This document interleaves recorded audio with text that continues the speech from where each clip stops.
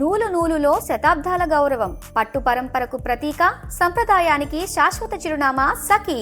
భారత ప్రధాని మోడీ పవర్ ఏంటో మరొకసారి రుజువైంది.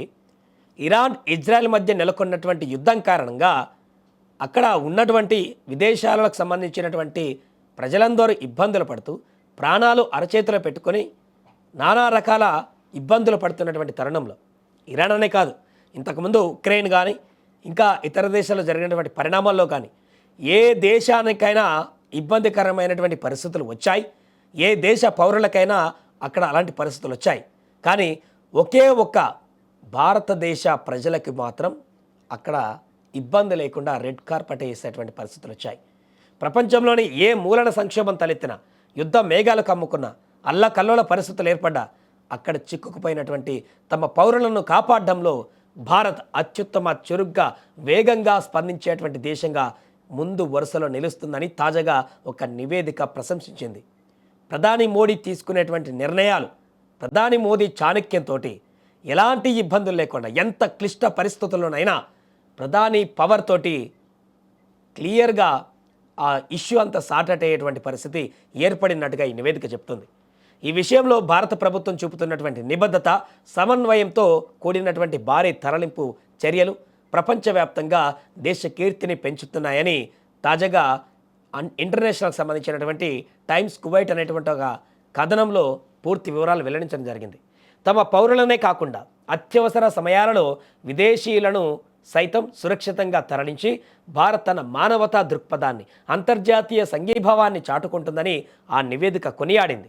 వేగవంతమైనటువంటి దౌత్యపరమైన చర్చలు, ప్రభుత్వ ఏజెన్సీల మధ్య అద్భుతమైనటువంటి సమన్వయం, సమర్థవంతమైనటువంటి సైనిక లాజిస్టిక్స్తో వేలాది మంది భారతీయులను ప్రమాదకర పరిస్థితుల నుంచి సురక్షితంగా స్వదేశానికి చేర్చగలిగిందని వెల్లడించింది.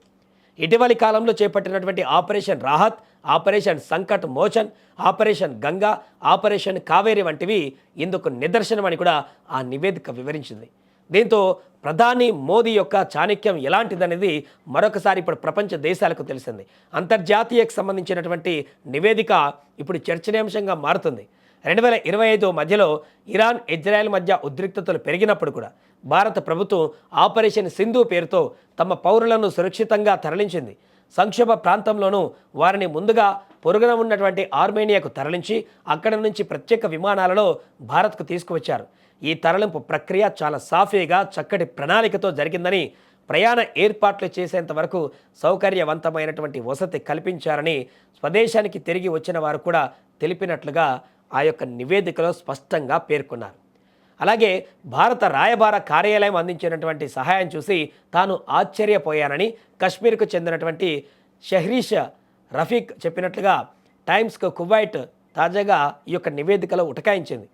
అంటే భారత్ తీసుకున్నటువంటి నిర్ణయాలు, భారత్ చూపించినటువంటి చొరవ అక్కడ ఎలాంటి పరిస్థితులకు దారితీస్తుంది, ఇతర దేశాల్లో చిక్కుకుపోయారు, అలాంటి పరిస్థితుల్లో భారత్ చూపించేటువంటి చొరవ ఎలాంటి పరిస్థితిని క్రియేట్ చేస్తుంది అనేది కాశ్మీర్కు సంబంధించినటువంటి అక్కడి నుంచి వచ్చిన ఒక వ్యక్తి స్వయంగా ఈ నివేదికలో వెల్లడించడం కూడా స్పష్టంగా మనకు కనిపిస్తుంది. రాయబార కార్యాలయం ఇంతలా శ్రమిస్తుందని నేను మొదట నమ్మలేదు. కశ్మీర్లో అందరూ భారత ప్రభుత్వానికి నిజంగా కృతజ్ఞతలు తెలుపుతున్నారు అని ఆమె తెలిపారు. ఈ ఆపరేషన్ ఎంతో సహాయకారిగా ఉందని, తమ భద్రతకు భరోసా ఇచ్చినటువంటి ఎంబసీకి పుల్వామాకు చెందినటువంటి మీర్ మహమ్మద్ ముషరఫ్ కూడా కృతజ్ఞతలు తెలిపారు. ఈ నివేదికలో భాగంగా వాళ్ళు సేకరించినటువంటి సమాచారం సందర్భంగా. అదేవిధంగా రష్యా ఉక్రెయిన్ యుద్ధ సమయంలో కూడా భారత్ ఆపరేషన్ గంగను ప్రారంభించి రికార్డు స్థాయిలో తరలింపు చేపట్టింది. ఈ ఆపరేషన్ ద్వారా 23,000 మందికి పైగా భారత పౌరులతో పాటు 18 దేశాలకు చెందిన 147 మంది విదేశీయులను కూడా సురక్షితంగా తరలించింది. పౌరులను మొదట Poland, Romania, Hungary, Slovakia, Moldova వంటి పొరుగు దేశాలకు చేర్చి అక్కడి నుంచి ప్రత్యేక పౌర సైనిక విమానాలలో భారత్కు తీసుకువచ్చారు. విదేశాలలోని భారత పౌరుల భద్రత, శ్రేయస్సే మా ప్రధాన ప్రాధాన్యత. వారిపై ప్రతికూల ప్రభావం చూపే పరిణామాలను మేము ఉపేక్షించమంటూ కూడా భారత విదేశాంగ మంత్రిత్వ శాఖ ఒక ప్రకటనలో స్పష్టం చేసింది. గతంలో అమెరికా, ఇరాన్ మధ్య ఉద్రిక్తతల సమయంలోనూ భారత ప్రభుత్వం అక్కడి పరిణామాలను నిశితంగా గమనిస్తూ పౌరుల తరలింపునకు అన్ని మార్గాలను అన్వేషించింది. స్వదేశానికి తిరిగి రావాలనుకునేటువంటి వారి కోసం విమాన ఛార్జీలను స్థిరంగా అందుబాటులో ఉంచేలా చర్యలు తీసుకుంది. ఈ నిరంతర ప్రయత్నాలు మానవతావాదంతో కూడిన స్పందన, బాధ్యతాయుతమైనటువంటి ప్రపంచ శక్తిగా భారత స్థానాన్ని మరింత పటిష్టం చేస్తున్నాయని విశ్లేషకులు అభిప్రాయపడుతున్నారు. ఏదేమైనా కూడా అంతర్జాతీయ సమాజంలో భారత్కు ఉన్నటువంటి ఖ్యాతి, భారత్కు ఉన్నటువంటి చాణక్యం ఎలాంటిదనేది మరొకసారి ఈ నివేదిక బయటపెట్టింది.